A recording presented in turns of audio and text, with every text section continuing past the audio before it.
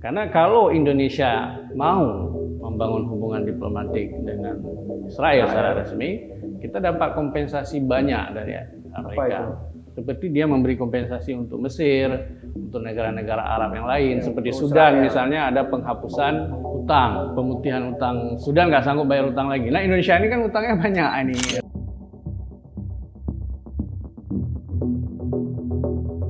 Sago ID, jangan lupa subscribe dan nyalakan loncengnya. Baik, Pak Van, kita mau bertanya nih sebenarnya tentang situasi yang terkini mengenai perang antara Palestina dengan Israel. Dan yang mengejutkan Pak Van, terkesan seolah-olah di Indonesia ini sudah mulai muncul setidaknya di media sosial itu mengenai terdapat kelompok yang pro terhadap Israel. Bagaimana pendapat Afan? Ya, kita melihat bersama itu memang ada peningkatan yang sangat tajam jumlah orang-orang Indonesia, aktivis media sosial yang kampanye pro Israel, dan ini tidak terjadi dalam perang-perang Gaza sebelumnya dengan Israel. Nah, pertama-tama memang ada usaha yang terorganisir dari Mossad, dari organisasi dari intelijen Israel untuk memenangkan dua perang sekaligus. Oh gitu. Perang lapangan, perang militer, dan perang narasi. Perang narasi di media. Nah, ada kekhawatiran di rejim Israel sendiri karena mereka melihat tren terkini di Eropa, mereka kalah dalam perang narasi di Eropa. Di mana dulu orang-orang Eropa, terutama tokoh-tokoh Eropa, pemimpin-pemimpin Eropa, dulu itu dapat dibungkam dengan label antisemitisme. Jadi siapapun yang kritis, yang bersuara kritis ke Israel misalnya dengan kejahatan-kejahatan perangnya, langsung bisa dicap Anda antisemitis, anti Yahudi kan gitu. Nah, ini menakutkan bagi para tokoh, menakutkan bagi para tokoh di Eropa kalau disebut dia antisemit. Jadi, tapi belakangan orang sudah nggak peduli. Jadi kita bisa lihat komentar-komentar beberapa petinggi yang progresif dari Eropa misalnya, belakangan mereka bisa melihat atau menggunakan istilah-istilah yang menakutkan bagi Israel seperti kejahatan perang dilakukan oleh pemerintah Israel, atau kejahatan kemanusiaan, atau apartheid, rejim apartheid. Jadi ini istilah-istilah yang ditakuti oleh pemerintah Israel sendiri. Nah, melihat perubahan di Eropa, di dunia Barat, daya kritis orang terhadap Israel tidak bisa dibungkam lagi. Israel ini ingin dapat dukungan lebih banyak dari dunia Islam.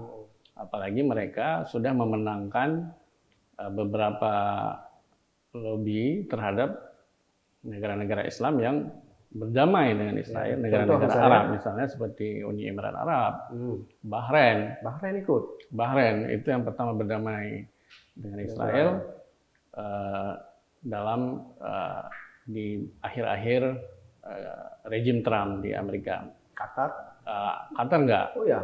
Berapa? Karena Qatar dia bagian dari poros Ikhwanul Muslimin.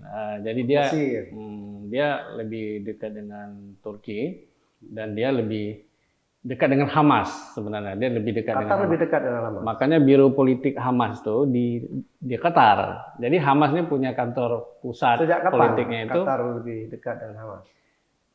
Sejak perang di Suriah, sebelumnya di Damaskus.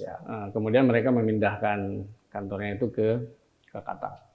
Karena dibiayai penuh, difasilitasi semua kebutuhan logistik, dana kampanye dan sebagainya dibiayai oleh kerajaan Qatar terhadap Hamas. Jadi nggak mungkin Qatar mau berdamai dengan Israel. Jadi Maroko, Sudan yang memang dijanjikan kompensasi ekonomi oleh Amerika. Nah, Indonesia juga. Nah, persiapan sosial membentuk opini publik Indonesia untuk menuju normalisasi hubungan diplomatik, membangun hubungan diplomatik pemerintah Indonesia dengan Israel itu harus dapat dukungan opini publik di media sosial. Dan ini yang dilakukan belakangan ini. Jadi munculnya sekelompok kecil di media sosial mengenai dukungan terhadap Israel, itu bagian pada strategi Israel sendiri sebenarnya. Bagian dari strategi Israel yang disambut dengan kebodohan publik publik Indonesia. Karena pertama-tama publik kita kan tidak membaca geopolitik, dia tidak mengerti geopolitik, kemudian agak publik Indonesia ini kan lebih cenderung anti Arab, terutama di media sosial. Di media sosial, terutama yang nasionalis. Jadi pertarungan antara nasionalisme dan Islamisme di Indonesia ini melahirkan sebuah perilaku di kalangan nasionalis itu untuk anti kearab-araban. Gitu. Jadi sehingga mereka lebih mudah untuk membangun satu sikap kebencian yang tidak berdasar, misalnya terhadap orang Arab, Palestina, atau Hamas yang dianggap sebagai biang kerok dari setiap perang antara Palestina dan dalam hal ini Hamas selalu tertuduh sebagai sebab perang terjadi. Selalu Hamas yang bikin kacau, kan begitu. Jadi sebenarnya ini ada persoalan dalam konteks pemahaman nasionalisme keislaman dan nasionalisme keindonesiaan di negara kita ini. Tidak ada nasionalisme keislaman karena Islamisme adalah satu narasi dan nasionalisme adalah narasi yang lain.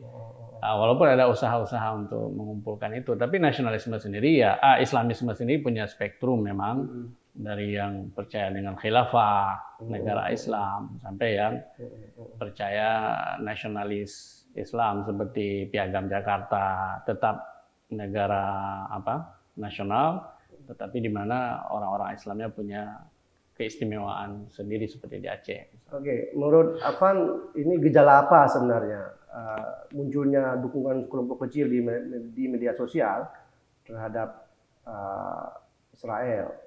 Sebenarnya tidak kecil lagi, belakangan ini jumlah mereka bertambah sangat banyak dan sangat terbuka. Dan biasanya mereka mengkampanyekan ide-ide ini merujuk pada pernyataan-pernyataan Gus Dur. Karena memang kita tahu Gus Dur dulu dia ingin supaya hubungan Indonesia dengan Israel ini diungkapkan saja ke permukaan. Toh selama ini juga hubungan Indonesia dan Israel sudah terbangun, cuman hubungan gelap. Tidak berani diumumkan ke publik, tidak berani dibuat lebih resmi. Jadi hubungan gelap antara apa bukti misalnya hubungan gelap? Misalnya sejak masa Soeharto, Indonesia sudah membeli senjata-senjata dari Israel dari tahun 93 misalnya, sudah membeli produksi BUMN militernya Israel. Nah, tapi selain perdagangan antara Indonesia dan Israel terbangun, juga ada hubungan militer, intelijen. Jadi kalau kita baca misalnya buku Menari di Angkasa yang ditulis oleh seorang purnawirawan militer sendiri misalnya, memang dia sendiri dilatih di Israel oleh tentara Israel, sebagai angkatan udara. Jadi memang selama ini sebenarnya ada hubungan antara intelijen kita dengan Israel, ada hubungan pelatihan, ada hubungan perdagangan, bahkan perdagangan Indonesia dan Israel itu mencapai 500 juta dolar, gitu kan, di tahun 90-an. Nah, sebenarnya ada hubungan yang sudah berjalan kuat antara Indonesia dan Israel, tapi itu hubungan yang ditutupi, hubungan yang disembunyikan. Nah, Gus Dur pengen hubungan ini diungkap aja ke atas, jangan malu-malu gitu. Kalau memang mau punya hubungan, ayo gitu, buat hubungan yang resmi, yang terbuka gitu. Nah, ini kemudian menjadi dasar bagi teman-teman aktivis media sosial ini. Argumen-argumen Gus Dur ini kemudian pernyataan Gus Dur ini dianggap sebagai justifikasi yang sangat kuat supaya Indonesia menormalisasi atau membangun hubungan diplomatik resmi dengan Israel. Kalau menurut Afan, apakah itu akan terwujud?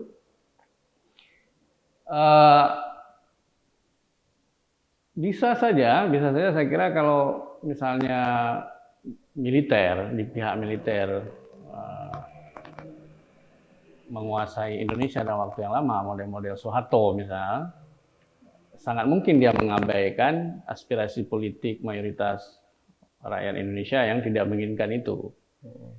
Sangat mungkin, tetapi kalau kita masih dikuasai oleh presiden seperti Jokowi, saya tidak yakin hubungan diplomasi resmi itu bisa diwujudkan. Apa alasannya? Ya, pertimbangan-pertimbangan yang digunakan oleh Jokowi misalnya, dia masih mempertimbangkan bahwa opini publik ini masih penting dipertimbangkan. Aspirasi mayoritas rakyat Indonesia ini masih penting dipertimbangkan. Tidak melulu bisnis saja. Nah, tapi kalau nanti ada sebagian orang misalnya yang berkuasa hanya menghitung, karena kalau Indonesia mau membangun hubungan diplomatik dengan Israel secara resmi, kita dapat kompensasi banyak dari Amerika. Kita akan dapat bantuan keuangan dalam jumlah besar untuk pembangunan, itu sampai 2 miliar dolar gitu. Jadi besar sebenarnya tawaran dari kemarin dari Trump sendiri untuk Indonesia sangat besar, dan pemerintah Amerika pasti akan memberi kompensasi seperti dia memberi kompensasi untuk Mesir, untuk negara-negara Arab yang lain, seperti Sudan misalnya ada penghapusan hutang, pemutihan hutang. Sudan nggak sanggup bayar hutang lagi. Nah, Indonesia ini kan hutangnya banyak ini, Pak Muklis. Jadi dengan utang yang banyak, Indonesia ini sebenarnya sangat rentan untuk ditekan, untuk kemudian misalnya dijanjikan kalau Indonesia mau membangun hubungan diplomatik dengan Israel, misalnya hutang-hutang Indonesia setengahnya akan dihapus, akan diputihkan misalnya. Tapi itu akan tergoda. Tapi kalau strategi model malu-malu kucing, membangun hubungan tapi tidak terlacak, hubungan gelap, apakah Indonesia ikut mendapat kompensasi? Ya, dia diuntungkan oleh perdagangan. Nilai dagang Indonesia dengan Israel hanya dari dagang aja, tidak dari kompensasi seperti itu, seperti penghapusan hutang atau akan ada bantuan tahunan dari Amerika misalnya ke Indonesia. Oke.